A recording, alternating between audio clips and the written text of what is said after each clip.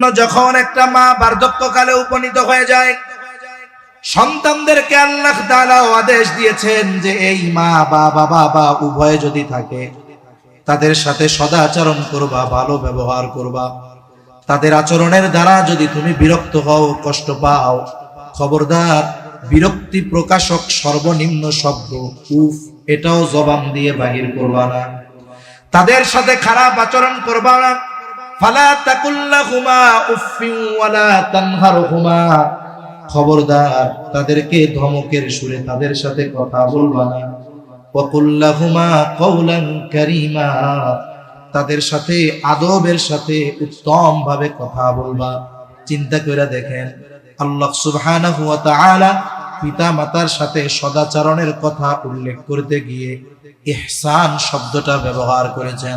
আল্লাহ তাআলা বলেন ওয়াকাযা রাব্বুকা আল্লা তা'বুদু ইল্লা ইয়্যাহু ওয়া বিল ওয়ালিদাইনি ইহসানা। আল্লাহ তাআলা পিতামাতার ব্যাপারে, তাদের সাথে আচরণের ব্যাপারে ইহসান শব্দ ব্যবহার করেছেন, ইনসাফ শব্দ ব্যবহার করেন নাই। ইনসাফ কি? বলে আপনি আমারে যতটুকু দিয়েছেন, বোঝানোর জন্য বলি, আপনাকে আমি ততটুকু ফেরত দিলাম। আর ইহসান কি? বলে আমারে যতটুকু দিয়েছেন তার চাইতে বেশিটা আমি ফেরত দিলাম। পিতা মাতার সাথে ব্যবহার কেমন হবে? বলে তারা আমার সাথে যত ভালো ব্যবহার করেছে অতটুকু ফেরত দিলে হবে না, বরং তার চাইতে বেশি ফেরত দিতে হবে। সর্বোচ্চ ভালো আচরণ পিতা মাতার সাথে করতে হবে। তার মানে বলতেছিলাম যে একটা নারী যখন স্বামী মারা যায়, তার যদি সন্তান থাকে, আল্লাহ তাআলা স্পেশাল ভাবে আইন প্রয়োগ করে দিয়েছেন যে এই মায়ের সন্তুষ্টি অর্জনের জন্য যা কিছু করা লাগবে তুমি করবা। কারণ কি? বলে এই মা তোমার জান্নাত অথবা জাহান্নাম। এই জন্য যেই সন্তানেরা দিনদার, তাদের জীবন চলে যায় যাক, সবকিছু চলে যায় যাক, তারা পিতা মাতার সন্তুষ্টি অর্জনের জন্য সর্বোচ্চ চেষ্টা করে। মূল কথা হলো একটা নারী সে যখন জন্ম নেয় থাকে বাবার ঘরে, বিবাহের পরে চলে যায় স্বামীর ঘরে, এরপরে স্বামী ইন্তেকালের পরে সে থাকে তার সন্তানদের কাছে। এই গোটা হায়াতে প্রথমে তার সব খরচ বহন করার দায়িত্ব হলো তার বাবার, তারপরে স্বামী, তারপরে সন্তানের। গোটা হায়াতে তার কোনো খরচ নাই। তার মানে আল্লাহ তাআলা তার জন্য যতটুকু দিয়েছেন ততটুকুই তার থেকে যায়, তার থেকে একটুও খরচ করা লাগে না। কিন্তু একটা পুরুষ দেখেন, একটা সময় সে সন্তান থাকে। একটা পুরুষ যখন সন্তান দেখা যায়, বিবাহ হওয়ার আগেই তাকে উপার্জন করা শুরু করে দিতে হয়। এইবার সে তার মা বাবার জন্য ব্যয় করে। এরপরে এই পুরুষটা যখন বিবাহ করে তার স্ত্রীর জন্য ব্যয় করা শুরু করে। সন্তান যখন হয় সন্তানের জন্য ব্যয় করে। তার মানে যদিও দেখা যায় আল্লাহ তাআলা নারীর দ্বিগুণ পুরুষকে দিয়েছেন, কিন্তু পুরুষের ব্যয় এত বেশি ব্যয় করার পর পুরুষের ডানে আর কোনো কিছুই থাকে না। আর নারীকে যদিও দেখা যায় দিয়েছেন পুরুষের অর্ধেক, কিন্তু কোনো খরচে ইসলাম তাকে বাধ্য করে নাই। যার কারণে নারীর জন্য যতটুকু নির্ধারণ করা আছে পুরোটুকুই নারীর মালিকানায় থেকে যায়। তাহলে বলেন, সম্পদ বন্টনে যদিও দেখা যায় নারীকে দেওয়া হয়েছে পুরুষের অর্ধেক, পরিমাণ যদিও কম দেখা যায়, বাস্তবতায় বলেন তো জিতছে নারী না পুরুষ? নারী জিতছে। কিন্তু ইবাদতের বিনিময়ের ক্ষেত্রে আল্লাহ তাআলা কোনো তারতম্য করেন নাই। বরং যদি হিসাব করা হয়, নারীকে এখানেও আল্লাহ জিতিয়ে দিয়েছেন। বলে একটা পুরুষের সময় আছে, সুযোগ আছে, সে ইচ্ছা করলে নফল ইবাদত করতে পারে, তাহাজ্জুদ পড়তে পারে, মসজিদে অপেক্ষা করে আওয়াবিন ইশরাক করতে পারে। কিন্তু একটা নারী যখন বাসায় থাকে, তার যদি সন্তান থাকে, তার জন্য ফরজ নামাজ পড়াই অনেক সময় কষ্টকর হয়ে যায়। এই জন্য নফল ইবাদত সে করতে পারে না, নফল রোজা সে রাখতে পারে না। এই যে স্বামীর মা বাবার খেদমত করে, এই জন্য নফল ইবাদত করতে পারে না। স্বামীর জন্য রান্না করে, অন্যান্য আত্মীয় স্বজন আসলে সেবা করে, তাদের খেদমত করে। বলে এই নারী যদি এইগুলাকে বোঝা না মনে করে আল্লাহর সন্তুষ্টির জন্য এই কর্মগুলো করে, বুজুর্গানে দিন বলেন এই নারীর রান্না বান্না, কাপড় ধোয়া, তারপরে সন্তান লালন পালন, এই বিষয়গুলো তার আমল নামায় কবুল ইবাদত বলে গণ্য হয়ে যায়। ইমানদার নারী এবং পুরুষ যদি আমলে সালেহ করে, সৎ কর্ম করে, আল্লাহ তাআলা এই ইমানদার নারী এবং পুরুষদেরকে দুই ধরনের পুরস্কার দেওয়ার ঘোষণা দিয়েছেন। কয় ধরনের? দুই ধরনের পুরস্কার দেওয়ার ঘোষণা আল্লাহ তাআলা দিয়েছেন। এক ধরনের পুরস্কার আল্লাহ তাআলা দিবেন দুনিয়ায়, আর এক ধরনের পুরস্কার আল্লাহ তাআলা দিবেন আখিরাতে। একটা মূল নীতি বলা যেতে পারে যে আমরা এই বিষয়টা সব সময় মনে রাখব যে আমরা যখন আল্লাহ তাআলার কোনো আদেশ মান্য করব, এক কথায় আমরা যদি দ্বীনের উপরে নিজেদেরকে পরিচালিত করি, এই দ্বীন মেনে চলার কারণে শুধু উপকার আখিরাতে হবে, বিষয়টা এমন নয়। বরং আল্লাহ সুবহানাহু ওয়া তাআলা তার হুকুম আহকাম মেনে চলার কারণে, ভালো কাজ করার কারণে দুনিয়ায়ও আল্লাহ তাআলা কিছু প্রতিদান দিবেন। তবে বাস্তবতা হলো কোনো ভালো কাজের পূর্ণ প্রতিদান আল্লাহ তাআলা দুনিয়াতে দেনও না, দেওয়া সম্ভব নয়। আবার যারা মন্দ কাজ করে, খারাপ কাজ করে, তাদের এই খারাপ কাজের, পাপাচারের পরিপূর্ণ শাস্তি আল্লাহ তাআলা দুনিয়ায় দেন না, অল্প কিছু দেন। তবে এই মন্দ কাজের পরিপূর্ণ প্রতিদান আল্লাহ তাআলা দিবেন আখিরাতে। অনুরূপভাবে যারা নেকের কাজ করে, ভালো কাজ করে, তাদের এই ভালো কাজের প্রতিদানও আল্লাহ তাআলা পরিপূর্ণভাবে দিবেন আখিরাতে।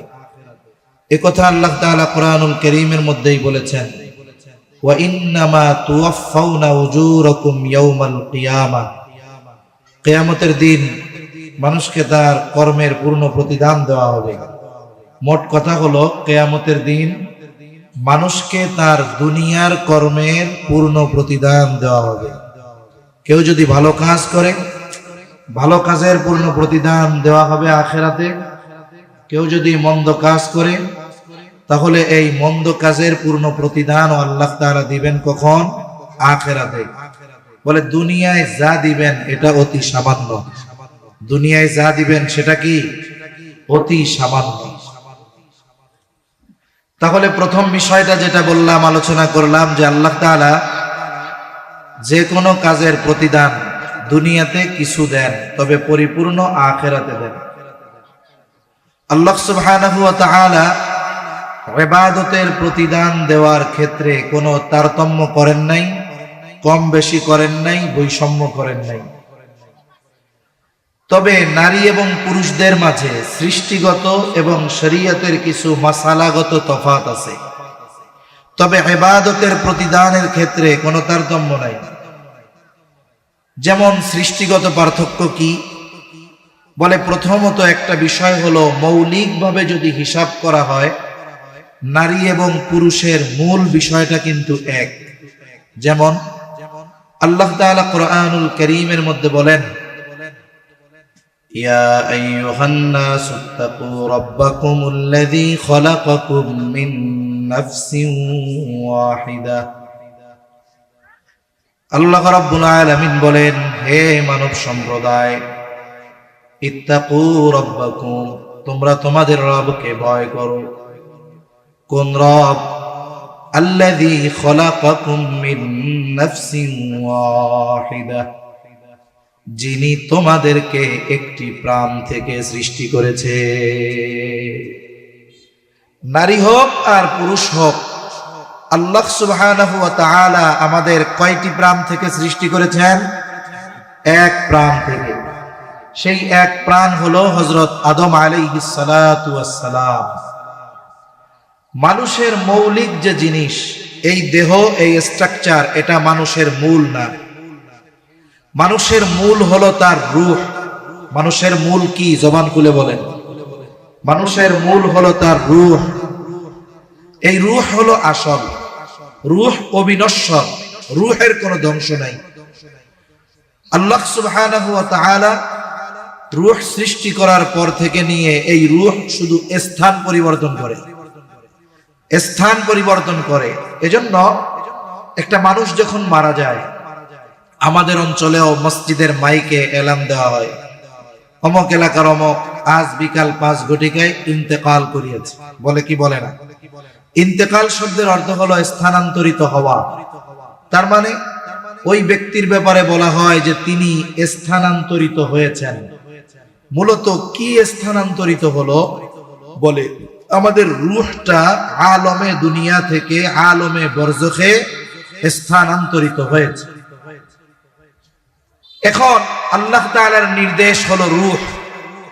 আল্লাহ সুবহানাহু ওয়া তাআলা এই দিক থেকে নারী পুরুষকে একজনের থেকেই আল্লাহ বের করেছেন। হাদিসের মধ্যেও আসছে আল্লাহ সুবহানাহু ওয়া তাআলা আদম আলাইহিস সালামকে সৃষ্টি করেছেন মাটি থেকে, আমাদেরকে সৃষ্টি করেছেন আদম আলাইহিস সালাম থেকে। আর এক হাদিসের মধ্যে আসছে নবীজি সাল্লাল্লাহু আলাইহি ওয়াসাল্লাম বলেন যে আল্লাহ তাআলা আদম আলাইহিস সালামের পৃষ্ঠদেশ তথা পিঠ থেকে আল্লাহ তাআলা কিয়ামত পর্যন্ত যত মানুষ আসবে, যত মানুষ দুনিয়ায় আছে, যত মানুষ দুনিয়া থেকে চলে গেছে, সবার রূহ আল্লাহ তাআলা আদম আলাইহিস সালামের পিঠ থেকে বের করেছেন। তাহলে এই দৃষ্টিকোণ থেকে নারী পুরুষ এরা সবাই একজনের থেকে বাহির হলো।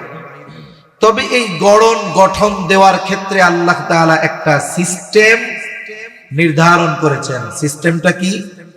আল্লাহ সুবহানাহু ওয়া তাআলা আদম আলাইহিস সালাতু ওয়াস সালাম থেকে তার জোড়া হাওয়া আলাইহিস সালামকে সৃষ্টি করেছেন। এরপরে কি করেছেন? বলে এই দুইজনের মাধ্যমে আল্লাহ সুবহানাহু ওয়া তাআলা পৃথিবীব্যাপী নারী এবং পুরুষের বিস্তার আল্লাহ তাআলা ঘটিয়েছেন। এখন এই যে স্ট্রাকচার আমাদের দেহ, সৃষ্টিগতভাবে নারী এবং পুরুষের মধ্যে দৈহিক গঠনের কিছু পার্থক্য আছে। যেমন একটা নারী সন্তান ধারণে সক্ষম, পুরুষ সন্তান ধারণে সক্ষম নয়। একটা নারী সন্তানকে দুধ পান করানোতে সক্ষম, একটা পুরুষ এটাতে সক্ষম নয়। এই ধরনের শারীরিক কিছু অবয়ব আকৃতিগত পরিবর্তনও নারী এবং পুরুষের মধ্যে আছে। স্বাভাবিকভাবে পুরুষের দাড়ি হয়, স্বাভাবিকভাবে নারীর যদি কোনো অসুস্থতা না থাকে তাহলে সুস্থ কোনো নারীর দাড়ি ওঠে না। এখন আকৃতিগত কিছু পরিবর্তন, আরো যা আছে এটা মোটামুটি বলা লাগে না, সবাই কম বেশি বুঝে। এইবার শরীয়তের হুকুমগত কিছু পরিবর্তন আছে। যেমন একটা মেয়ে যখন প্রাপ্তবয়স্কা হয়, বালেগা হয়, বালেগা হওয়ার পর থেকে নিয়ে আল্লাহ তাআলার একটা নিজাম, 50-55 বছর পর্যন্ত এই মহিলার বা এই মেয়েটার প্রতি মাসে 3 থেকে 10 দিন একটা অসুস্থতা থাকে। বলে এই অসুস্থতা যখন তার থাকে, এই অসুস্থতাকালীন সময় আল্লাহ তাআলা তার জন্য নামাজকে মাফ করে দিয়েছেন। সুবহানাল্লাহ। আরেকটা কি, যেটা নিয়ে ইসলাম বিদ্বেষীরা সবচাইতে বেশি ইসলামের উপরে আঘাত করে, তারা বলতে চায় সম্পদ বন্টনের ক্ষেত্রে ইসলাম নারীদেরকে ঠকিয়েছে, পুরুষদেরকে জিতিয়েছে। নাউজুবিল্লাহ বলেন। আপনারা কথা মনে হয় বুঝেন নাই, কথা বুঝতে পারছেন?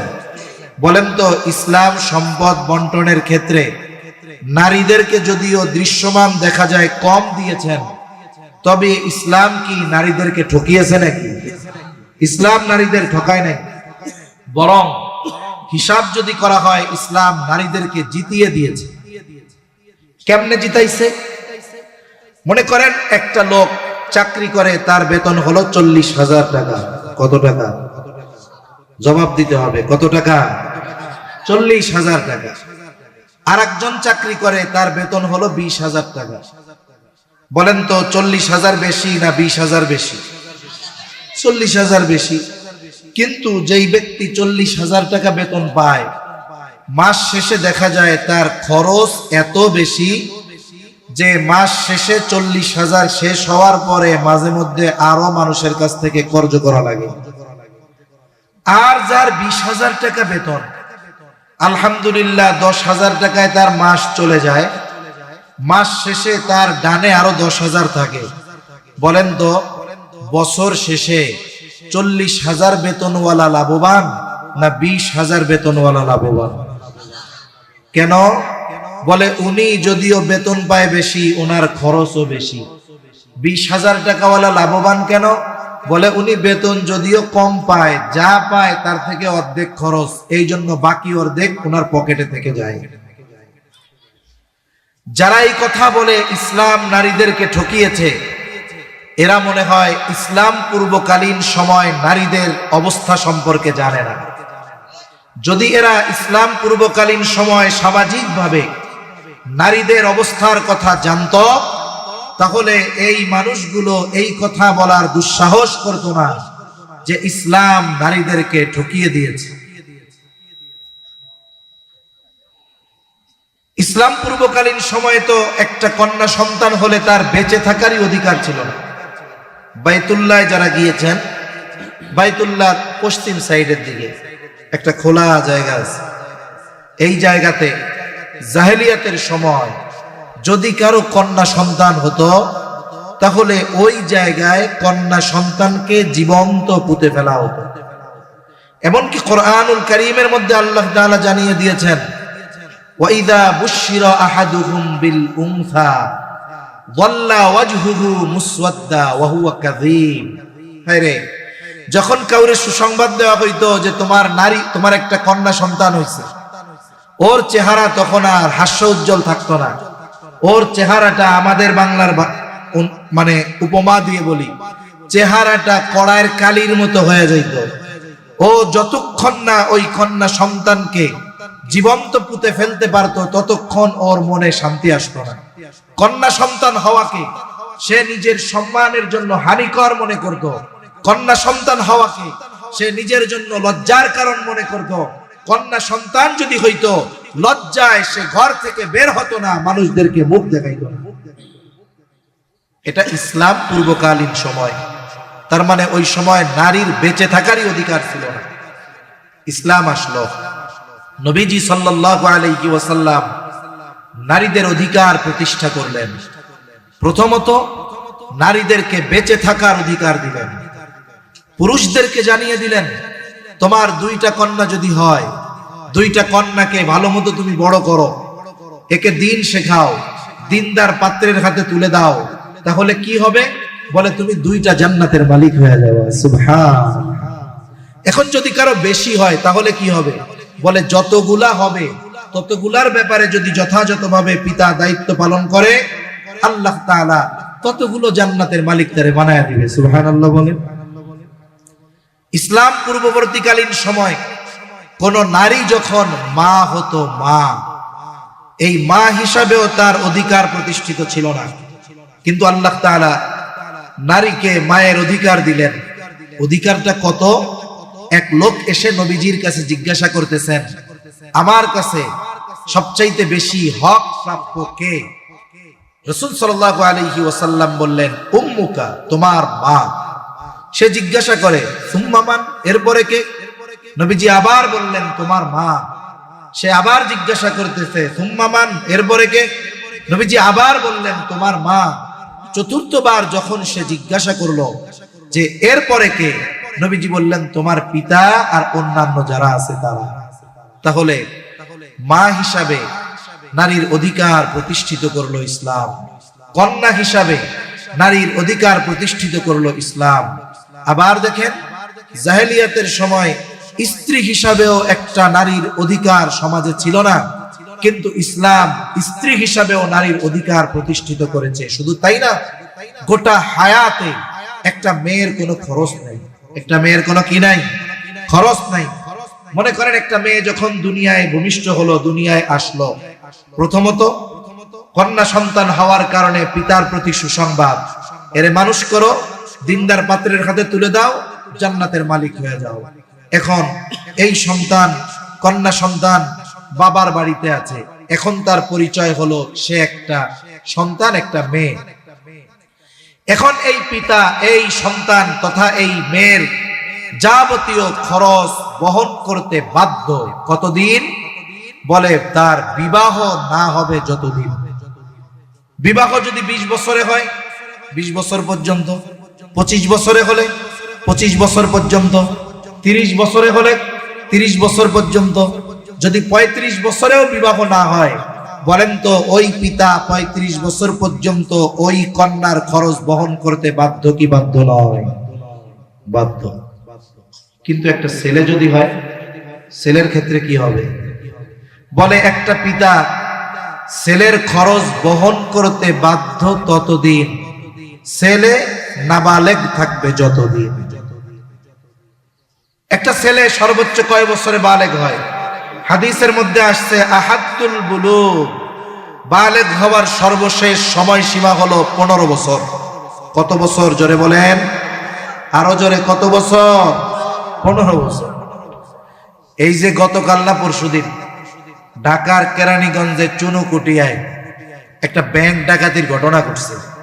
অনেকে হয়তো জানেন, অনেকে হয়তো জানেন না। এরা কি করছে? খেলনা পিস্তল নিয়ে গেছে আর কি ডাকাতি করতে। যারা গেছে একজনের বয়স 18-র কোঠায়, আর একজনের বয়স 16-র কোঠায়। কিন্তু এদের অপরাধ অনুযায়ী এদেরকে শাস্তি দেওয়া যাবে না। কেন? বলে সরকারের বালেগ হওয়ার নির্ধারিত সময় হলো 18 বছর। এখন এদেরকে ধরা হবে কিশোর। তার মানে এখন এদের এই অপরাধের যেই শাস্তি হওয়া দরকার সেই শাস্তি তাদের দেওয়া হবে না। কেন? বলে এরা এখনো বালেগ হয় নাই, প্রাপ্তবয়স্ক হয় নাই। এই কারণে সরকার ঘোষিত সময় 18 বছর বালেগ হওয়ার হতে পারে, কিন্তু ও বিষয় একদিকে রাখেন, বালেগ কত বছরে হবে, কত দিনে হবে, এর কোনো নির্দিষ্ট সময় ইসলামও দেয় নাই, বরং চূড়ান্ত সীমা জানিয়েছে। সর্বশেষ সময়সীমা কত বছর? 15 বছর। তা এই 15 বছর কিন্তু ইংরেজি হিসাবে নয়, 15 বছরটা হলো আরবি হিসাবে। এই মনিটরটা একটু ঘুরাই দেন, আর ওই টুইট কুমার আপনি চালাইতে পারেন না, আমি বুঝে গেছি, এটা লাগবে না, এটা ঘুরান একটু। টুইট কুমাবেন, ক্যাস ক্যাস, ঠিক আছে? রিভার্ব দিবেন আরো। তাহলে বালেগ হওয়ার সর্বশেষ সময়সীমা আরবি হিসাবে 15 বছর। তাহলে আরবি হিসাবে যদি 15 বছর হয়, ইংরেজি হিসাবে যদি 15 বছর হয়, আরবি হিসাবে কত দিন হয়? প্রতি বছর হিসাবে 15 10 150, প্রায় 6 মাসের কাছাকাছি বাদ, 5 মাস বাদ। তাহলে ইংরেজি হিসাবে একটা ছেলের যখন 14 বছর 7 মাস হয়ে যাবে, একে আর নাবালক বলার মতো কোনো সুযোগ নাই। সে আরো আগেও বালেগ হইতে পারে, 14 বছরে হইতে পারে, 13.5 বছরে হইতে পারে, 13 বছরেও হয়ে যেতে পারে। এখন একটা ছেলে যখন বালেগ হয়ে যাবে, ধরেন তার 14 বছর বা 15 বছরই ধরলাম। এখন এই ছেলের 15 বছর হওয়ার পরে তার পিতা যদি তাকে বলে যে বাবা তুমি এখন তো বালেগ হয়ে গেছো, আজকে থেকে আমি তোমার কোনো খরচ দিতে পারবো না, তোমার প্রাইভেটের টাকা দিতে পারবো না, তোমার টিউশনির টাকা দিতে পারবো না, তুমি, আমি অসুস্থ, আমারে উপার্জন করে খাওয়াও, তোমার খরচ আমি দিতে পারবো না। বলেন তো ছেলে বালেগ হয়ে যাওয়ার পরে এই কথা বলার অধিকার পিতার আছে না নাই? আছে। কেন? সন্তান ছেলে বালেগ হয়ে যাওয়ার পরে তার খরচ বহন করতে পিতা বাধ্য নয়। কিন্তু মেয়ের ক্ষেত্রে বালেগ হলে কি বলবে যে তোমাকে আমি আর খাওয়াইতে পারবো না? এ কথা বলার অধিকার বাবার আছে? বিবাহ হইতেছে না, বাপ কি বলতে পারবে তোমার বিবাহ হয় না কেন, আমি তোমার আর খাওয়াইতে পড়াইতে পারবো না? তার মানে দেখেন, বাবার ঘরে মেয়ের যতদিন না বিবাহ হবে ততদিন পর্যন্ত মেয়ের খরচ দিতে বাবা বাধ্য। আর ছেলের ব্যাপারে বাবা বাধ্য কতদিন? বলে ছেলে নাবালক থাকবে যতদিন। এখন বুঝে থাকলে বলেন, বাবার ঘরে ছেলে জিতলো না মেয়ে জিতলো? মেয়ে জিতে গেছে। এরপরে মেয়েটার জন্য একটা সম্বন্ধ আসছে, ছেলে দেখতে আসছে।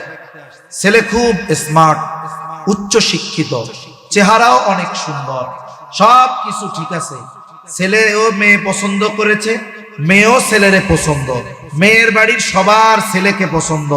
এখন বিবাহের আগে ছেলে একটা কথা বলতেছে যে দেখেন, আমারও আপনাদেরকে পছন্দ হয়েছে, আমাকেও আপনাদের পছন্দ হয়েছে, আমি এই বিবাহে রাজি, তবে একটা শর্ত আছে।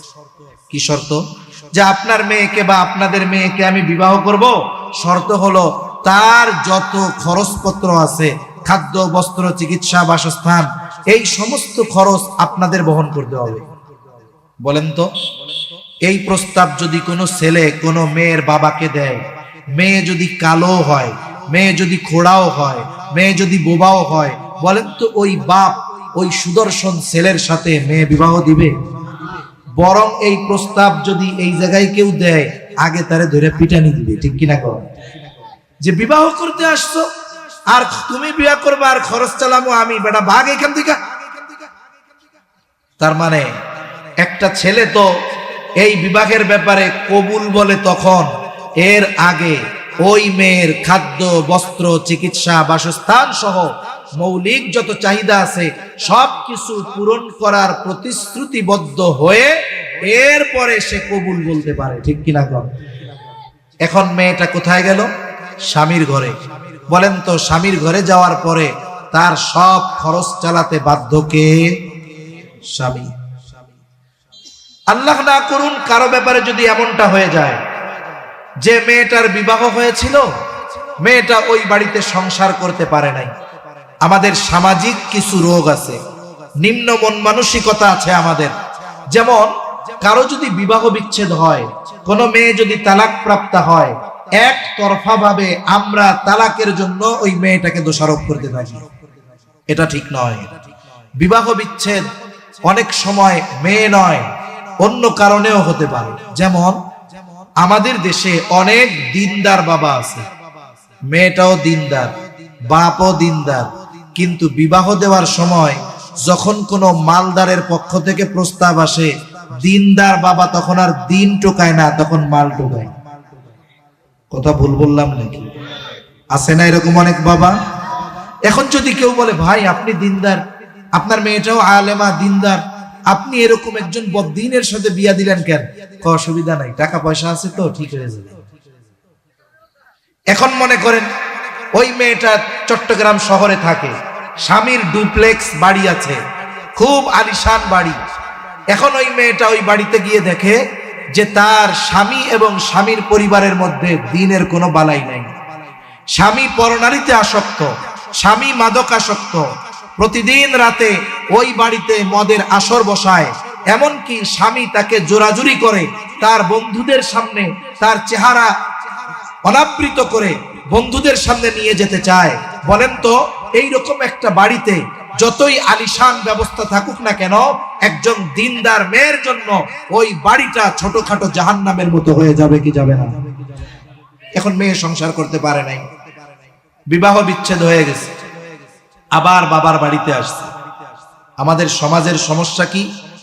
দুইজন লোক কথা বলতেছে, একজন বলে যে অমক চাচা দিনদার, কিন্তু উনার মেয়েটারে বিয়া দিছিল এক মালদারের সাথে, কিন্তু মেয়েটা খুব ভালো, মেয়েটা খুব ভালো মেয়ে। এখন আরেকজন পাশের থেকে মুখটা বাঁকা কইরা বলবে ইতারে বালানো হোস, আপনাদের ভাষায় বলতেছে আর কি, ইতারে গম ন হোস, বালামাইয়া হইলে তালাক খাইতো না। ঠিক কিনা বলেন?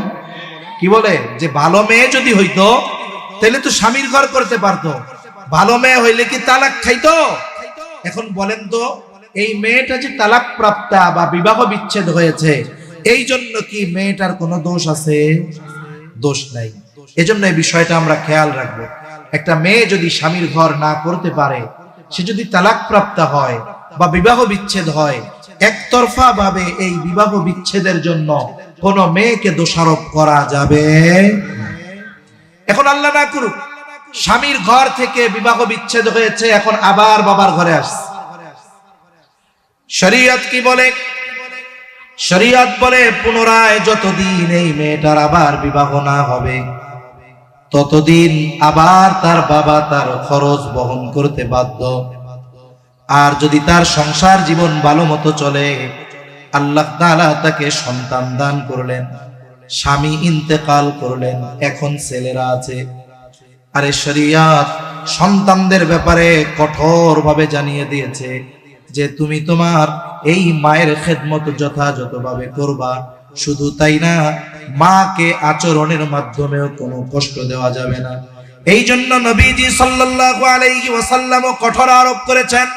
প্রসিদ্ধ একটা হাদিস, রমজান মাস আসলে আমরা অধিকাংশ সময় বলি, নবীজি খুতবা দেওয়ার জন্য মেম্বারে উঠতেছেন আর আমিন বলতেছেন। পরপর 3 বার নবীজি আমিন বললেন, কিন্তু কোন কারণে বললেন কেউ জানে না। সাহাবা একরাম জিজ্ঞাসা করলো, ইয়া রাসূলুল্লাহ, আপনি মেম্বারের সিঁড়ি অতিক্রম করতেছিলেন আর আমিন বলতেছিলেন, কারণটা কি? নবীজি যেই কারণ উল্লেখ করেছেন এর মধ্যে একটা কারণ হলো, যেই ব্যক্তি তার মা বাবা উভয়কে বার্ধক্য অবস্থায় পেল অথবা উভয়ের মধ্যে একজনকে পেল, কিন্তু তাদের খেদমতের মাধ্যমে সন্তুষ্টি অর্জন করতে পারলো না, নবীজি জিবরাইল আলাইহিস সালাম দোয়া করতেছে যে ওই ব্যক্তি ধ্বংস হোক, আর নবীজি বলেছেন আমিন। এখন বলেন তো, দোয়া করেছে রুহুল রহমাতুল লিল আলামিন, এই দোয়া যে কবুল হয়েছে কোনো সন্দেহ আছে নাকি? এই জন্য যখন একটা মা বার্ধক্যকালে উপনীত হয়ে যায়, সন্তানদেরকে আল্লাহ তাআলা আদেশ দিয়েছেন যে এই মা বাবা উভয়ে যদি থাকে তাদের সাথে সদাচরণ করবা, ভালো ব্যবহার করবা। তাদের আচরণের দ্বারা যদি তুমি বিরক্ত হও, কষ্ট পাও, খবরদার বিরক্তি প্রকাশক সর্বনিম্ন শব্দ উফ এটাও জবান দিয়ে বাহির করবা না। তাদের সাথে খারাপ আচরণ করবা না। ফালা তাকুল্লাহুমা উফফিন ওয়ালা তানহারহুমা, খবরদার তাদেরকে ধমকের সুরে তাদের সাথে কথা বলবা না। ওয়াকুল্লাহুমা কওলান কারীমা, তাদের সাথে আদবের সাথে উত্তম ভাবে কথা বলবা। চিন্তা করে দেখেন, আল্লাহ সুবহানাহু ওয়া তাআলা পিতা মাতার সাথে সদাচরণের কথা উল্লেখ করতে গিয়ে ইহসান শব্দটা ব্যবহার করেছেন। আল্লাহ তাআলা বলেন, ওয়া কাযা রাব্বুকা আল্লা তা'বুদু ইল্লা ইয়্যাহু ওয়া বিল ওয়ালিদাইনি ইহসানা। আল্লাহ তাআলা পিতামাতার ব্যাপারে, তাদের সাথে আচরণের ব্যাপারে ইহসান শব্দ ব্যবহার করেছেন, ইনসাফ শব্দ ব্যবহার করেন নাই। ইনসাফ কি? বলে আপনি আমারে যতটুকু দিয়েছেন, বোঝানোর জন্য বলি, আপনাকে আমি ততটুকু ফেরত দিলাম। আর ইহসান কি? বলে আমারে যতটুকু দিয়েছেন তার চাইতে বেশিটা আমি ফেরত দিলাম। পিতা মাতার সাথে ব্যবহার কেমন হবে? বলে তারা আমার সাথে যত ভালো ব্যবহার করেছে অতটুকু ফেরত দিলে হবে না, বরং তার চাইতে বেশি ফেরত দিতে হবে। সর্বোচ্চ ভালো আচরণ পিতা মাতার সাথে করতে হবে। তার মানে বলতেছিলাম যে একটা নারী যখন স্বামী মারা যায়, তার যদি সন্তান থাকে, আল্লাহ তাআলা স্পেশাল ভাবে আইন প্রয়োগ করে দিয়েছেন যে এই মায়ের সন্তুষ্টি অর্জনের জন্য যা কিছু করা লাগবে তুমি করবা। কারণ কি? বলে এই মা তোমার জান্নাত অথবা জাহান্নাম। এই জন্য যেই সন্তানেরা দিনদার, তাদের জীবন চলে যায় যাক, সবকিছু চলে যায় যাক, তারা পিতা মাতার সন্তুষ্টি অর্জনের জন্য সর্বোচ্চ চেষ্টা করে। মূল কথা হলো, একটা নারী সে যখন জন্ম নেয় থাকে বাবার ঘরে, বিবাহের পরে চলে যায় স্বামীর ঘরে, এরপরে স্বামী ইন্তেকালের পরে সে থাকে তার সন্তানদের কাছে। এই গোটা হায়াতে প্রথমে তার সব খরচ বহন করার দায়িত্ব হলো তার বাবার, তারপরে স্বামী, তারপরে সন্তানের। গোটা হায়াতে তার কোনো খরচ নাই। তার মানে আল্লাহ তাআলা তার জন্য যতটুকু দিয়েছেন ততটুকুই তার থেকে যায়, তার থেকে একটুও খরচ করা লাগে না। কিন্তু একটা পুরুষ দেখেন, একটা সময় সে সন্তান থাকে, একটা পুরুষ যখন সন্তান দেখা যায়, বিবাহ হওয়ার আগেই তাকে উপার্জন করা শুরু করে দিতে হয়। এইবার সে তার মা বাবার জন্য ব্যয় করে। এরপরে এই পুরুষটা যখন বিবাহ করে, তার স্ত্রীর জন্য ব্যয় করা শুরু করে। সন্তান যখন হয়, সন্তানের জন্য ব্যয় করে। তার মানে যদিও দেখা যায় আল্লাহ তাআলা নারীর দ্বিগুণ পুরুষকে দিয়েছেন, কিন্তু পুরুষের ব্যয় এত বেশি, এত বেশি, ব্যয় করার পর পুরুষের ডানে আর কোনো কিছুই থাকে না। আর নারীকে যদিও দেখা যায় দিয়েছেন পুরুষের অর্ধেক, কিন্তু কোনো খরচে ইসলাম তাকে বাধ্য করে নাই। যার কারণে নারীর জন্য যতটুকু নির্ধারণ করা আছে পুরোটুকুই নারীর মালিকানায় থেকে যায়। তাহলে বলেন, সম্পদ বন্টনে যদিও দেখা যায় নারীকে দেওয়া হয়েছে পুরুষের অর্ধেক, পরিমাণ যদিও কম দেখা যায়, বাস্তবতায় বলেন তো জিতছে নারী না পুরুষ? নারী জিতছে। কিন্তু ইবাদতের বিনিময়ের ক্ষেত্রে আল্লাহ তাআলা কোনো তারতম্য করেন নাই, বরং যদি হিসাব করা হয় নারীকে এখানেও আল্লাহ জিতিয়ে দিয়েছেন। বলে একটা পুরুষের সময় আছে, সুযোগ আছে, সে ইচ্ছা করলে নফল ইবাদত করতে পারে, তাহাজ্জুদ করতে পারে, মসজিদে অপেক্ষা করে আওয়াবিন ইশরাক করতে পারে।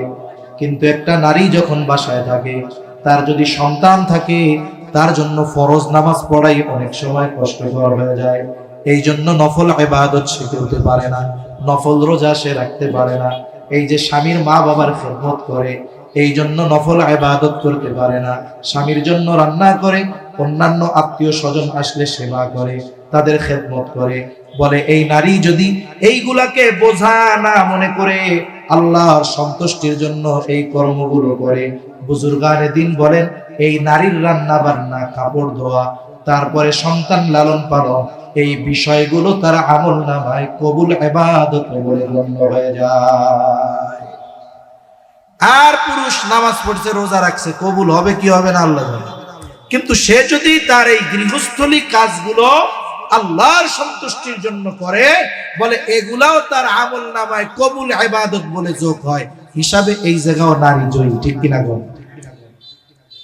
যাই হোক, আমার আয়াতের মূল আলোচনার দিকে যাই। আল্লাহ রাব্বুল আলামিন বলেন, মান আমিলা সালিহান মিন যাকারিন আও উনসা ওয়া হুয়া মুমিন।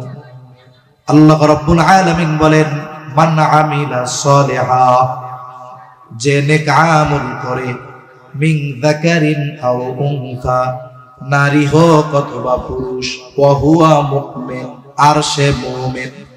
সোজা কথায় হলো, মুমিন নারী অথবা পুরুষ যদি আমলে সালেহ করে, তাহলে এই মুমিন নারী অথবা পুরুষের জন্য কয় ধরনের পুরস্কার? জোরে গণ, জোরে বলেন কয় ধরনের? আপনারা কি সজাগ আছেন? আসেননি? তাকবীর দেন তো, নারায়ে তাকবীর, আরো জোরে নারায়ে তাকবীর। মোটামুটি একটু মনে হয়েছে ঘুম ভাঙছে। আপনারা নারায়ে তাকবীর দেন না, ওই পাশ দিয়া টঙ্গীর মাঠে নারায়ে তাকবীর কইয়া হুজুর কই পিড়ে সাইজ করে ফেলেছে।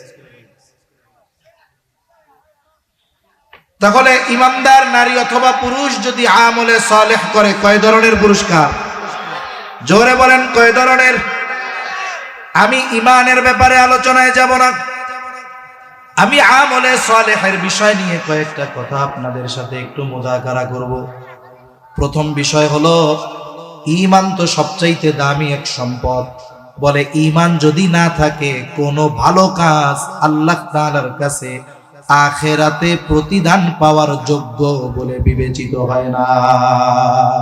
অবস্থায় আল্লাহর সামনে হাজির, জিজ্ঞাসা করবে এই অবস্থা কেন? লোকটা বলবে, আল্লাহ আপনার দ্বীন আপনার জমিনে প্রতিষ্ঠা করার জন্য লড়াই করে আমি আমার জীবনটা দিয়ে দিয়েছি। আল্লাহ তাআলা বলবেন, কেন করেছো? লোকটা বলবে, আল্লাহ আপনার সন্তুষ্টির জন্য করেছি। আল্লাহ তাআলা বান্দার মনের খবর জানে। আল্লাহ তাআলা বলবে, বান্দা তুমি মিথ্যা বলতেছো, আমি জানি যাতে করে দুনিয়ার মানুষ তোমার বীরত্বের প্রশংসা করে, তোমাকে বীর বলে, বাহাদুর বলে। বান্দা যে উদ্দেশ্য দুনিয়ায় তুমি তা পেয়ে গেছো, সুতরাং আজকে আমি আল্লাহর তরফ থেকে তোমার জন্য কিছু নাই, তুমি চলে যাও, তোমার ঠিকানা হলো চিরস্থায়ী জাহান্নাম। দুই নম্বরে আল্লাহ তাআলা একজন দানবীরকে ডাকবে। আল্লাহ তাআলা জিজ্ঞাসা করবে, আমি তোমারে সম্পদ দিয়েছিলাম, কি করছো? লোকটা বলবে, আল্লাহ আপনার দেওয়া সম্পদ আমি দান সাদকা করেছি। কেন করেছো? লোকটা বলবে, আল্লাহ আপনার সন্তুষ্টির জন্য করেছি। আল্লাহ তাআলা বলবে, বান্দা তুমি মিথ্যা বলতেছো, আমি আল্লাহ তোমার অন্তরের খবর জানি। তুমি দান করেছো যাতে করে দুনিয়ার মানুষ তোমাকে দানবীর বলে, দুনিয়ার মানুষ যেন তোমার দানের প্রশংসা করে। এই দুনিয়ায় অনেক মানুষ আছে প্রশংসা পাওয়ার জন্য দান করে, আছে না নাই? আমাদের ঢাকার পাশে একটা জেলা, এক মাদ্রাসার মুহতামিম বলতেছে, বলে হুজুর দুঃখের কথা কি বলবো, এক আল্লাহর বান্দা মোটা অঙ্কের একটা অ্যামাউন্ট পাঠাইছে মাদ্রাসার জন্য, বড় প্রোগ্রাম, দেশের শীর্ষস্থানীয় উলামায়ে কেরাম আমার মাহফিলে আসে, হাজার হাজার মানুষের উপস্থিতি। উনি আমারে চিরিকুটের মধ্যে লেখা দিছে, এই টাকাটা মাদ্রাসায় দিলাম, কিন্তু আপনি প্রধান বক্তা যখন বয়ান শুরু করবে তার আগে নামটা ঘোষণা দিয়া কইয়া দিয়েন। এখন হুজুরের ব্যস্ততায় আর বলতে মনে নাই। এইবার মাদ্রাসার রিসিট কাইটা ওনারে রিসিট দিয়া দিছে, এই যে রিসিট। উনি কয় রিসিট লাগবে না, আমার টাকা ফেরত দেন। বলে কেন? বলে আপনারে কইছিলাম প্রধান বক্তার আগে আপনি নামটা ঘোষণা দিয়া দিবেন, দেন নাই কেন? এই জন্য আমার টাকা ফেরত দিয়ে দেন। এইরকম আল্লাহর বান্দাও দুনিয়ায় আছে। 2 বছর আগে যশোর এলাকায়, যশোর বলে একজন দাঁড়াইছে মেম্বারিতে, দেখবেন যখন কেউ নির্বাচন করবে এই সময় খুব দান সাদকা করে বেশি, ঠিক কিনা বলেন? মসজিদে মসজিদে ঘুরে বেশি, মাদ্রাসায় যায় বেশি।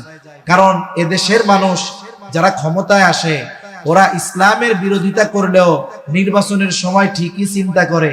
ইনু মেনন এরাও নির্বাচনের সময় টুপি লাগাইয়া সালাম আলাইকুম দিত, ঠিক কিনা কন? ওরা তো আর শুদ্ধভাবে সালাম দেয় না, কি কইতো সালাম আলাইকুম। এরপরে দুর্ভাগ্যক্রমে ওই মেম্বার হইতে পারে না, এক মসজিদে দিয়েছিল ফ্যান, খোঁজ পাইছে ওই এলাকার কেউ ভোট দেয় নাই, আস্তে কইরা মসজিদ থেকে ফ্যান খুলে নিয়ে আসছে। চিন্তা করে দেখেন এইরকম দানবীরও আমাদের দেশে আছে না নাই? আল্লাহ তাআলা বলবে, বান্দা তুমি যে উদ্দেশ্যে দান করেছো দুনিয়ায় তুমি তা পেয়ে গেছো, আজকে আমি আল্লাহর তরফ থেকে কিছু নাই, তুমি চলে যাও, তোমার ঠিকানা হলো জাহান্নাম। এরপরে একজন কারি সাহেবকে ডাকবে না, আলেমকে ডাকবে, জিজ্ঞাসা করা হবে কি ব্যাপার, ইলম শিখছো কেন, কোরআন কেন শিখেছো? লোকটা বলবে আল্লাহ আপনার সন্তুষ্টির জন্য শিখেছি। আল্লাহ তাআলা বলবে, বান্দা তুমি মিথ্যা বলতেছো, আমি আল্লাহ তোমার অন্তরের খবর জানি। তুমি ইলম শিখেছো, কোরআন শিখেছো যাতে করে দুনিয়ার মানুষ তোমাকে আলেম বলে, হাফেজ বলে, তোমার তিলাওয়াতে যেন তারা বাহবা দেয়, তোমার বয়ান শুনে যেন বাহবা দেয়, তোমার যেন শাইখুল হাদিস বলে, মুফাসসিরে কোরআন বলে। যে উদ্দেশ্যে ইলম অর্জন করেছো দুনিয়ায় তুমি তা পেয়ে গেছো, আজকে আমি আল্লাহর তরফ থেকে তোমার জন্য কিছু নাই, তুমি চলে যাও, তোমার ঠিকানা হলো চিরস্থায়ী জাহান্নাম। এত বড় বড় আমল আল্লাহর সন্তুষ্টির জন্য না করার কারণে কোনো দাম নাই। আল্লাহ তাআলা কোরআনুল কারীমের মধ্যে জানায়া দেন, এই যে আমরা দুনিয়ায় যে আমলগুলো করি সব আমল আল্লাহর সামনে হাজির করা হবে। আল্লাহ তাআলা বলেন, ওয়াকাদিমনা ইলা মা আমিলু মিন আমালিন ফাজআলনাহু হাবাআম মানসুরা। আমরা যেই আমলগুলো করি ওই আমলগুলো আল্লাহর সামনে হাজির করা হবে। কার সামনে? জোরে কর। বলেন তো ওই আমলগুলো যদি আল্লাহর জন্য না হয় মানুষের জন্য হয়, আল্লাহ তাআলা কি বুঝতে পারবেন কি পারবেন না? কোন আমল যদি জাল আমল হয় আল্লাহ তাআলা দইরা ফেলতে পারবে। দেখেন একজন লোক গেছে ব্যাংকে 1 লক্ষ টাকার বান্ডিল নিয়া, ওই বান্ডিলের মধ্যে 20টা ঢুকায় দিছে জাল টাকার নোট। এখন ব্যাংকের মধ্যে যেই মেশিন আছে ওই মেশিন শুধু টাকা গনে তা না, টাকা জাল হইলেও ধরতে পারে কি পারে না। এইবার মেশিনের মধ্যে দিয়ে দিছে, একটু পরে কিরে মেশিন সিগন্যাল দিছে, জাল টাকা বের করছে। চিন্তা করে অনাকাঙ্ক্ষিত একটা হয়েই যাইতে পারে। কিন্তু বলেন তো পরপর যখন দেখবে 20-25টা জাল নোট, সন্দেহ আসবে কি আসবে না? প্রথম বিষয় বলেন তো এই জাল নোটগুলো কি পুনরায় গ্রাহককে ফেরত দেওয়া হবে নাকি? হবে না। ব্যাংক ওইটাকে পাঞ্চ মেশিন দিয়া ছিদ্র কইরা বাতিল বলে গণ্য করবে। দ্বিতীয় অবস্থা কি হবে? তল দিয়া ফোন দিবে পুলিশে, তাড়াতাড়ি একটা ফোর্স পাঠান, আমার এই জায়গায় জাল টাকার কারবারি পাওয়া গেছে। ও পিছনে ঘুরতে ঘুরতে দেখবে পুলিশ আইসা কয় অ্যারেস্ট হিম, ঠিক কিনা বলে? তাহলে টাকা যদি জাল হয়, 1 নম্বরে টাকা বাতিল, 2 নম্বরে জাল টাকা বহন করার কারণে শাস্তি হয়। আমল যদি আল্লাহর জন্য না হয় ওই আমলটাও জাল আমল হয়। জাল টাকা কি হয়? বলে প্রথম ওইটাকে ধ্বংস করা হয়। আল্লাহ বলেন আমলটা আমি ধ্বংস করব। কেমনে? বলে আমি ওটাকে আল হাবাউল মানসুরে পরিণত করব। হাবাউল মানসুর কাকে বলে? নিশ্চিহ্ন ধুলায় পরিণত করা হবে। আমরা এখন এখানে কোনো ধুলাবালি দেখি না, কিন্তু বাস্তবতা হলো এই জায়গা দিয়েও ধুলাবালি উঠতেছে, কিন্তু দেখা যায় না। ঠিক কিনা গো? এমন ধুলি কণায় আল্লাহ পরিণত করবে, কেমন যেন সে কোনো আমলই করে নাই। আবার কেন শাস্তি দেওয়া হবে? কেন? বলে ইবাদতের একমাত্র হকদার হলেন আল্লাহ। এখন যদি কেউ ইবাদত মানুষকে দেখানোর জন্য করে, এটা শিরকের একটা প্রকার। মানুষকে দেখাইয়া আমল করছে, জাল আমল, বাতিল। ইবাদতের হকদার আল্লাহ, মানুষকে দেখানোর জন্য যখন করছে, হক নষ্ট হইল কার? এখন এই কারণে শাস্তি হিসাবে তার জাহান্নাম। এই জন্য ইবাদত কবুলের প্রথম এবং প্রধান শর্ত হলো ঈমান তো আছেই, এরপরে যেই প্রথম এবং প্রধান শর্ত হলো আমলটা আমাকে আপনাকে করতে হবে একমাত্র যার সন্তুষ্টির জন্য, তিনি কে? ছোট খাটো যত আমল হোক, আল্লাহর জন্য যদি করা হয়, ওই আমল আখিরাতে নাজাতের কারণ হতে পারে। আরে একজন দুশ্চরিত্রা নারী, সে একটা কুকুরে পানি পান করায়া যদি নাজাত পেয়ে যাইতে পারে, আর আমরা যদি আমলগুলো আল্লাহর জন্য করি, আল্লাহ মাফ করবেন আশা করা যায়। ঠিক কিনা বলেন? এজন্য নবীজি বলেন, আয়েশা তুমি কোনো ভালো আমলকে ছোট মনে করবা না, আবার কোন ছোট অন্যায়কেও তুচ্ছ মনে করবা না। কারণ হতে পারে আল্লাহ তাআলা ওই ছোট নেকের কাজের কারণে মাফ করে দিতে পারে, আবার ছোট অন্যায়ের কারণে আল্লাহ তাআলা চাইলে শাস্তিও দিতে পারে।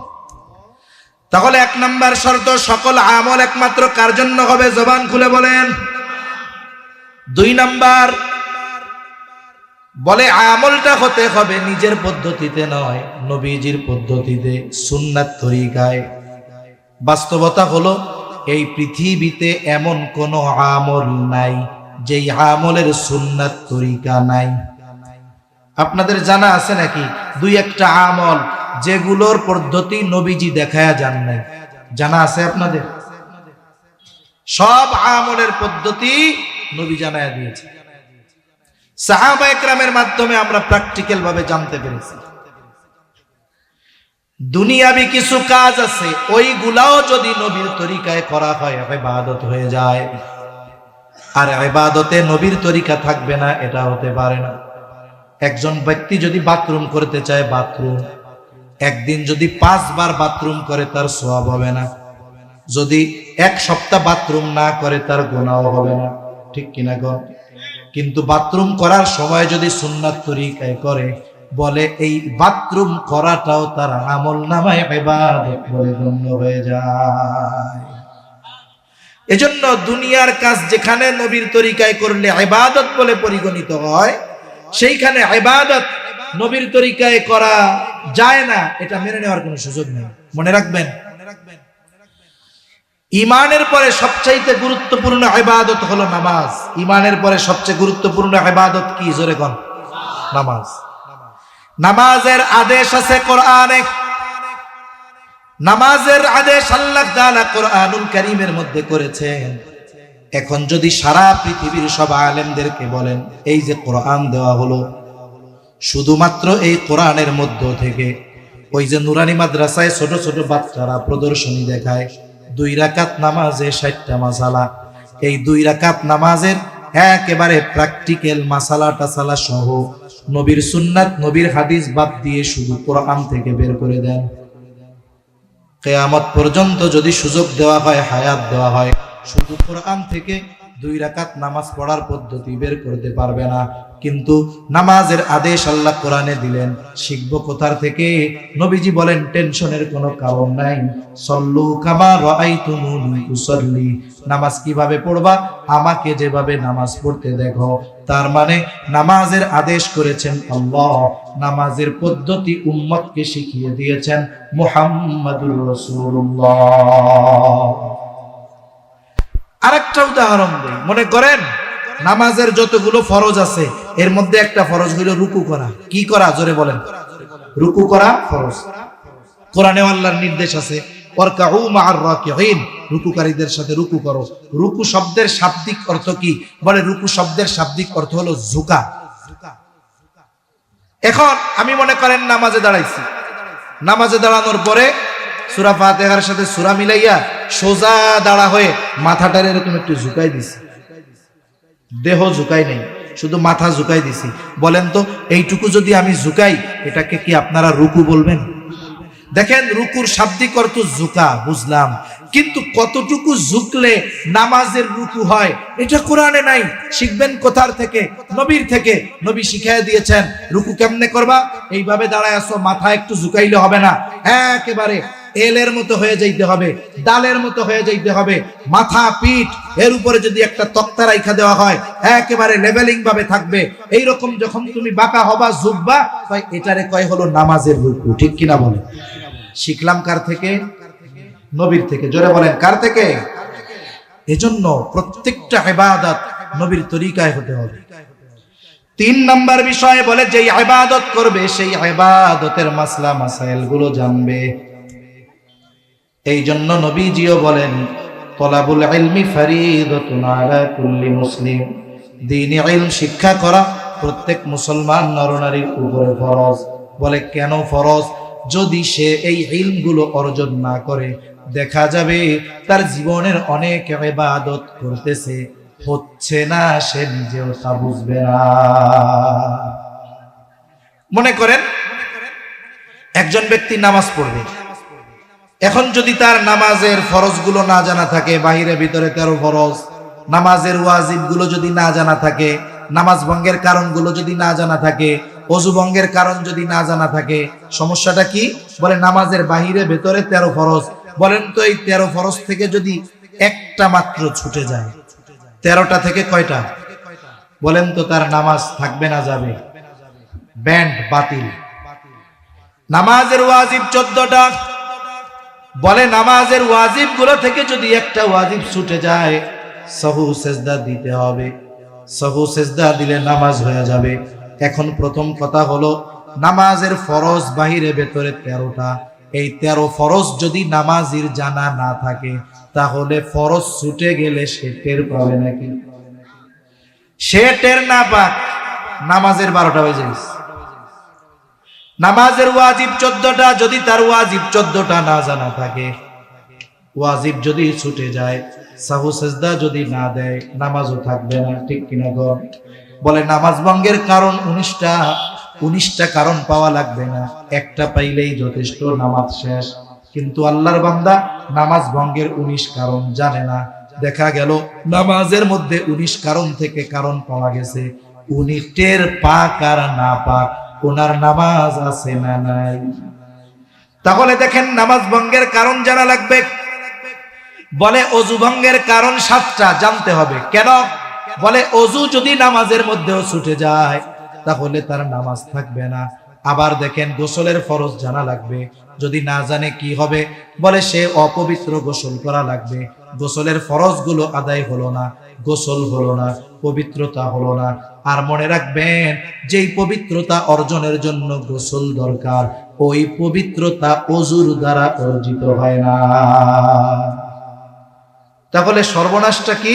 বলে অজু হয় নাই, নামাজ নাই, গোসল হয় নাই, নামাজ নাই। আর একটা বিষয়, এই শীতকালীন সময় তো, এই জন্য আমরা খেয়াল রাখবো, শীতকালে অজু করতে গেলে সবাই ওই কাকের মতো ডুব দেয়, তাড়াতাড়ি কোনো মতে শেষ করতে পারলে বাঁচে। কিন্তু শীতকালীন সময় মানুষের ত্বকটা রুক্ষ থাকে, শুকনা থাকে, যার কারণে দেখা যায় যে অনেক সময় পানি ঢালছে, উপর দিয়ে চলে গেছে, জায়গাটা ভিজে নেই, পা ফেটে গেছে, পায়ের ফাঁকের মধ্যে পানি ঢুকে নাই। বলে অজু করার সময় অজুর যেই সমস্ত জায়গাগুলো ধৌত করা ফরজ, ওই জায়গাগুলোর পরিমাণও শুকনা থাকে, তাহলে অজু হবে না। অজু হইল না তো পবিত্রতা হলো না, পবিত্রতা হলো না তো মক্কা শরীফ গিয়ে নামাজ পড়লেও কাজ হবে। এজন্য মাসালা মাসাইল জানার দরকার আছে না নাই? যারা মাদ্রাসায় পড়ে তারা মাদ্রাসা থেকে জানবে।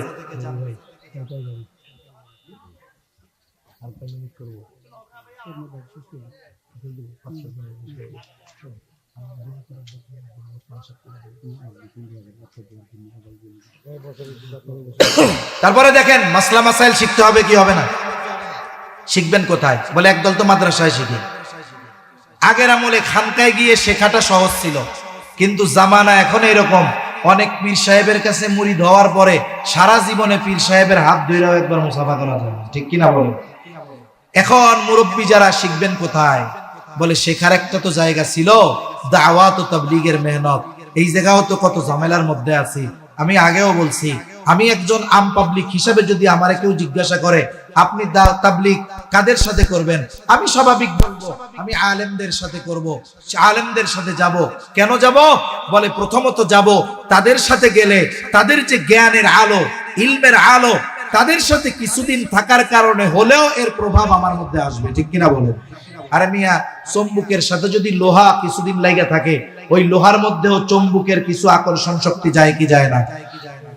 আর এখনকার যে পরিস্থিতি, আমি আর লম্বা কথায় গেলাম না, এখন যে আলেমদের সাথে কেন যাওয়া দরকার, এখন আর ওয়াজ করা লাগবে না, মানুষ এখন এমনিই বুঝতেছে, ঠিক কিনা বলেন? এখন আর এতাআতি নাই, এক গ্রুপ হইল সন্ত্রাসী, আর এক গ্রুপ হইল আলেমী শুরা, উলামা ইকরামের তত্ত্বাবধানে যেটা পরিচালিত হয়। এজন্য আমরা এই দেশে দাওয়াত ও তাবলীগের কাজ চলবে, এটা বন্ধ করার ক্ষমতা কারো নাই। তবে এই দাওয়াত ও তাবলীগের মেহনত উলামা ইকরামের তত্ত্বাবধানে চলবে ইনশাআল্লাহ। কেন চলবে? বলে এই দেশে তাবলীগের মেহনত উলামা ইকরামের মাধ্যমে এসেছে। এদেশে তাবলীগ শুরু হয়েছে কার দ্বারা? বলে সদর সাহেব হুজুর শামসুল হক ফরিদপুরি রহমাতুল্লাহি আলাইহি, ওনার মাধ্যমে শুরু হয়েছে কাজ। গহরডাঙ্গায় ওইখানে আমির বানাইছেন আব্দুল আজিজ রহমাতুল্লাহি আলাইহিকে। এরপরে প্রথম মার্কাজ হলো বাগেরহাটের মোল্লাহাট থানার উদয়পুর মাদ্রাসা। আরে বলে যেই কাজ পৃথিবীব্যাপী বিস্তৃত, ওই কাজের মার্কাজ যদি কোনো দেশে একটা প্রত্যন্ত অঞ্চলে হয়, হেড অফিসটা হইলে গোটা দেশে আমার ব্যবসা পরিচালনা করা সহজ হবে। তাহলে মার্কাজ যদি কেন্দ্রবিন্দু ঢাকায় হয়, দাওয়াতের কাজ করা সহজ হবে। এরপরে পরামর্শ করে বাংলাদেশে সর্বপ্রথম 1966 সালে ওই যে কাকরাইল, ওই জায়গায় প্রথম ইজতেমা হয়, এরপরে ওইখানে ওই যে মার্কাজ হলো। তাহলে দেখেন, লম্বা ইতিহাস বলার সময় নাই, মূল কথা হলো এই দেশে দাওয়াত ও তাবলীগের মেহনত শুরু হয়েছে উলামা ইকরামের হাত ধরে। এখন যখন আমরা কিছুদিন সুযোগ দিয়েছি, এই সুযোগের অপব্যবহার করে দাওয়াত ও তাবলীগের মধ্যে কিছু অসাধু লোক ঢুকে নিজেদের মন গড়া ব্যাখ্যা আর উল্টাপাল্টা যখন করছে, উলামা ইকরাম চিন্তা করছে এইবার আর ওই গুণীর নাটাই ওদের হাতে দেওয়া যাবে না, আবার আমাদের হাতে আনতে হবে। সঠিকভাবে মানুষকে দ্বীনের কথা বলে দ্বীনের পথে পরিচালনা করার ব্যবস্থা নিতে হবে, ঠিক কিনা বলেন? কেন নিতে হবে? বোঝা গেছে যে ওরা কেমন করে ঘুমন্ত মানুষদের উপরে আক্রমণ করে নির্বিচারে হত্যা করেছে। এরপরে 4 নম্বর বিষয়, যদি ইবাদত কবুল আল্লাহর কাছে করাতে হয়, অবশ্যই অবশ্যই উপার্জন এবং খাবারটা হালাল হতে হবে। এই দুইটা যখন হালাল, তখন এই 4 শর্ত পূরণ। বুজুর্গানে দিন বলেন, এই 4 শর্ত ঠিক রেখে ঈমান ঠিক, এই 4 শর্ত ঠিক। এখন যারা আমল করবে, তাদের আমল যিনি কবুল করে নেবেন তিনি কে? আল্লাহ তাআলা বলেন, ইমানদার নারী অথবা পুরুষ যখন আমলে সালেহ করবে, পুরস্কার 2 ধরনের। প্রথম ধরনের পুরস্কার হলো দুনিয়ায়। আল্লাহ তাআলা বলেন দুনিয়ায় কি পুরস্কার? ফালানুহিয়ান্নাহু হায়াতান তাইয়্যিবা। এই দুনিয়ায় কি দিবে? বলে তাদেরকে হায়াতে তাইয়্যিবা দেওয়া হবে, পবিত্র জিন্দেগি দেওয়া হবে।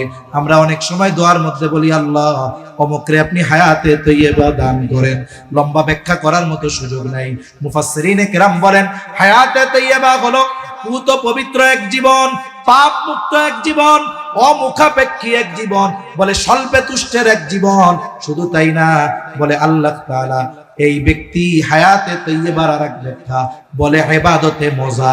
এখন বলেন তো, একটা মানুষ যদি দুনিয়ার বুকে অমুখাপেক্ষী থাকা লাগে, মানুষের কাছ থেকে স্বল্পে তুষ্টের জ্ঞান যদি এটা অর্জন করতে পারে, সাথে সাথে ইবাদতের মজা যদি পায়, যদি পবিত্র পঙ্কিলতা পাপ মুক্ত এক জিন্দেগি পায়, এর চাইতে দুনিয়ায় তার উত্তম আর কিছু হতে পারে নাকি? তাহলে দুনিয়ায় আল্লাহ তাআলা এটা দিবে, আখিরাতে কি দিবে? বলে ওয়ালা নাজজিয়ান্নাহুম আজরাহুম বিআহসানি মা কানু ইয়ামালুন। বাস্তবতা হলো দুনিয়ায় আমরা যে আমল করি, আল্লাহর কসম এই আমলের দ্বারা জান্নাত পাওয়ার উপায় নাই। আল্লাহ তাআলা বলেন, বান্দারে এই 2 শর্তগুলা ঠিক রেখে তুমি যখন দুনিয়ায় কোনো নেক আমল করবা, আমি তোমার এই নেক আমলের তুলনায় অনেক অনেক উত্তম প্রতিদান তোমাকে আখিরাতে দান করব। এজন্য আমরা যদি ঈমান ঠিক রেখে নেক আমল করি, নারী অথবা পুরুষ, ওই 4 শর্ত ঠিক রেখে দুনিয়ায়ও সফল, আখিরাতেও সফল। আল্লাহ সুবহানাহু ওয়া তাআলা আমাদের সবাইকে কথাগুলো বুঝবার, আমলের কথাগুলো আমল করবার তৌফিক দান করেন। সকলে বলি আমিন। ওয়া আখিরু দাওয়ানা আনিল হামদুলিল্লাহি রাব্বিল আলামিন। আসসালামু আলাইকুম ওয়া রাহমাতুল্লাহি ওয়া বারাকাতুহু।